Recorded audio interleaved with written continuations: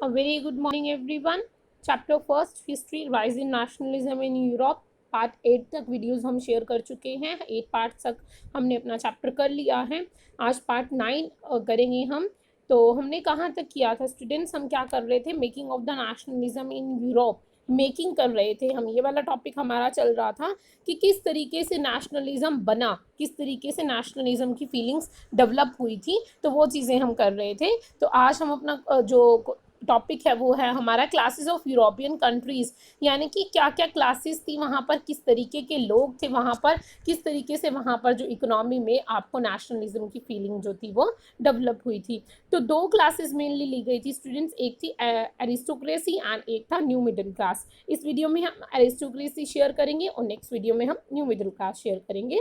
तो एरिस्टोक्रेसी क्या होता है? एरिस्टोक्रेसी होता है कि जो लोग बहुत ज़्यादा बड़े घराने से, लाइक राजा महाराजा जैसे लोग होते थे, जिनका फाइनेंशियल स्टेटस बहुत ज़्यादा ऊंचा होता था, बहुत ज़्यादा अच्छा होता था, स्टैंडर्ड ऑफ लिविंग जिनका बहुत ज़्यादा अच्छा होता था, मतलब एक तरह से जो राजा होते थे उस नेशन के या उस स्टेट के या उस इलाके के, उस राज्य के जो राजा होते थे, तो उनको कहा जाता था। और वो क्या करते थे? वो दूसरों से बहुत ज़्यादा अलग होते थे। उनका लिविंग ऑफ स्टैंडर्ड, मतलब एक डिफ्रेंसिएशन होना, डिस्क्रिमिनेशन होता था वहाँ पर। तो उनको एरिस्टोक्रेसी बोला गया था कि जो बहुत ज़्यादा अमीर लोग हैं, जिनको एक्स्ट्रा फैसिलिटीज़ अवेलेबल कराई जाती हैं, तो इस तरीके की जो क्लास थी उसको एरिस्टोक्रेसी बोला जाता था।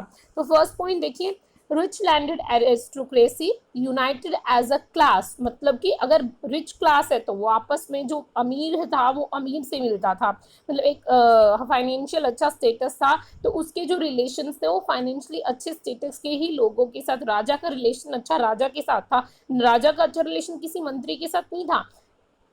यहाँ पर कह रहे हैं कि यूनाइटेड मतलब वो एक किस तरीके से उनका स्टेटस था, उनका क्लास एक जैसा था, इसीलिए वो क्या थे, आपस में यूनिटी शो करते थे।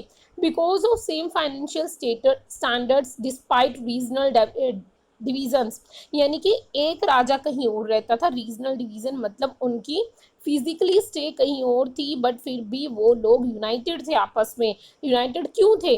मान लीजिए एक नेशन का प्राइम मिनिस्टर है, ठीक है, वो दूसरे नेशन के प्राइम मिनिस्टर से कनेक्टेड होगा, बिल्कुल होगा, चाहे उनमें आपस में बनती ना हो, बट एक दूसरे की जान पहचान जरूर होगी एक दूसरे के साथ, ठीक है। तो क्या दूसरे देश के प्राइम मिनिस्टर को इस देश के चीफ मिनिस्टर के बारे में पता होगा?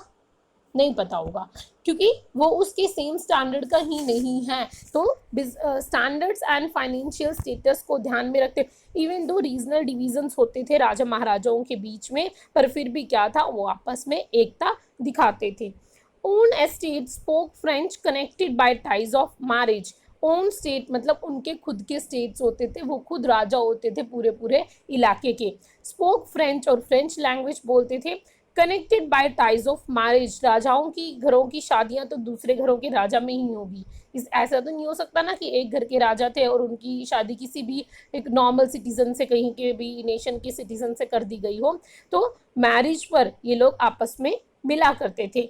हाउएवर अ स्मॉल ग्रुप, राजाओं का ग्रुप बहुत छोटा था, बहुत स्मॉल था, यानी कि अगर हम rich people in India count करें तो परसेंटेज इन रिच पीपल जो है वो बहुत कम है, बट मनी काउंट करें कि रिच पीपल के हाथ में कितनी है, that is more than the middle class people, ठीक है।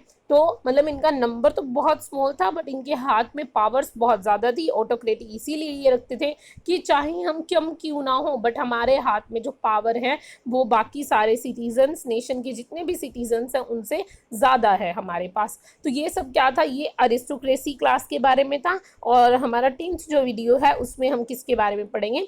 न्यू मिडिल क्लास के बारे में पढ़ेंगे कि मिडिल क्लास किस तरीके से डेवलप हुआ और किस तरीके से उसने अपोज किया अरिस्टोक्रेसी को और नेशनलिज्म की जो फीलिंग थी उसको डेवलप किया।